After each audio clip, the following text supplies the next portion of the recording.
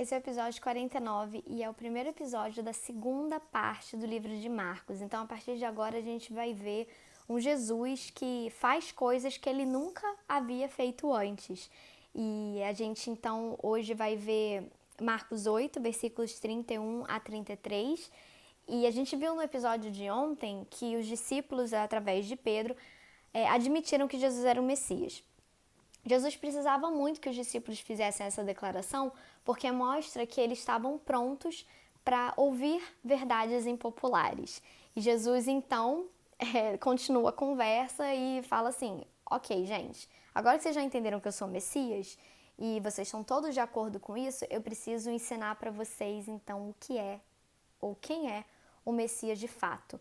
Isso já estava previsto no Antigo Testamento, o livro de Isaías, principalmente, é um livro que tem muitas profecias messiânicas que falam do sofrimento, né, que ele seria levado ao matadouro como uma ovelha, apesar de sem pecado, que ele seria um homem de dores. Tudo isso são descrições do Messias que os judeus da época tinham decidido ignorar e só ver o Messias como um rei.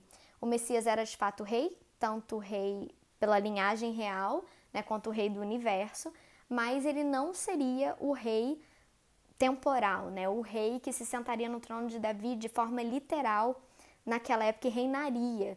O reino dele, como a gente já viu, não era um reino material, não é um reino material, mas é um reino espiritual. E Jesus, então, precisa agora corrigir os discípulos em relação ao que eles entendem sobre o que é o Messias. E ele começa a falar abertamente que é preciso que o Filho do Homem sofra muitas coisas, que ele seja rejeitado, que ele seja morto. Isso os discípulos nunca tinham ouvido Jesus falar. Jesus até então nunca tinha falado que ele devia ser rejeitado, morto e que ele ressuscitaria depois de 3 dias. E aí Pedro ouve tudo aquilo. Como Pedro tinha sido porta-voz do grupo, né, de dizer que ele era o Messias, Pedro chama Jesus assim no canto para falar: Senhor, tipo, não é bem por aí e tal. E Pedro então tenta ensinar a Jesus sobre quem é o Messias. Fala, não sei se Pedro encarou aquilo tudo como uma falsa modéstia por parte de Jesus, mas ele chama a atenção de Jesus e fala: Jesus, não é bem por aí não. A gente precisa entender uma coisa muito importante aqui. Jesus usa então palavras para repreender a Pedro. Ele não faz no privado, porque Pedro tinha chamado Jesus no privado, né? Ele não faz aquilo no privado, ele se volta para todos os discípulos e ele fala para Pedro: arreda Satanás, porque não cogita das coisas de Deus e sim das dos homens. E a gente já viu Jesus usando essa frase do arreda Satanás na tentação no deserto. Aqui no livro de Marcos, a tentação é muito curtinha, a gente não vê a descrição das 3 tentações, mas os outros evangelhos têm. E na última tentação, Jesus fala para Satanás: arreda Satanás, porque uma das tentações de Satanás era que, ou as tentações de Satanás se revolviam nesse contexto de que Jesus não precisava sofrer para poder cumprir a sua missão. Então Satanás oferece para Jesus que ele abandone a missão e, não, eu te dou os reinos, né, se você me adorar. Então essa era uma tentação, porque Jesus sabia o que estava para vir e sabia que seria muito difícil passar por aquele momento e passar por aquelas tentações, passar por aquele sofrimento todo. E aí uma das tentações que Satanás usava contra Jesus o tempo todo era: você não precisa fazer isso.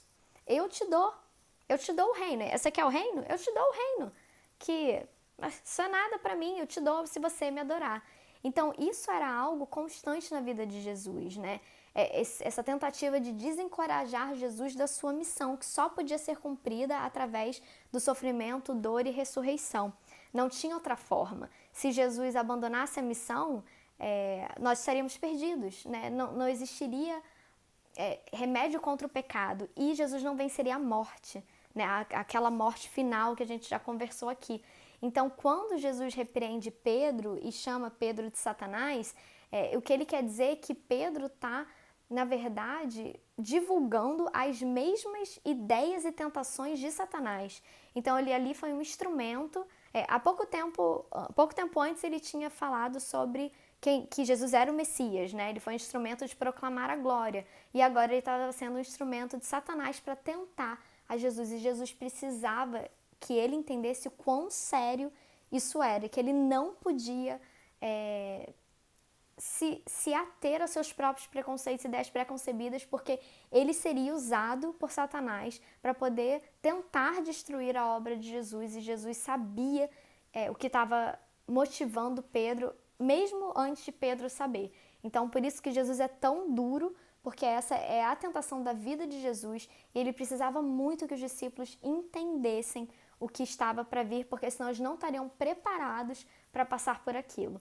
E aí a gente vai ver a partir de agora que Jesus é muito mais aberto quanto ao real compromisso do reino de Deus, né? Ele mostra até agora as curas e os milagres, né? E a multiplicação de pães, e agora ele fala sobre, ok, mas esse reino que eu estou propondo não é um reino que se encaixa com os moldes desse mundo.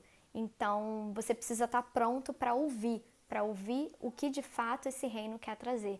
E é a partir dessa discussão aqui, desse alerta de Jesus, que a gente vai então entrar na segunda parte do livro de Marcos e entender melhor o que é o reino de Deus, quem é Deus e o que isso representa na nossa vida hoje.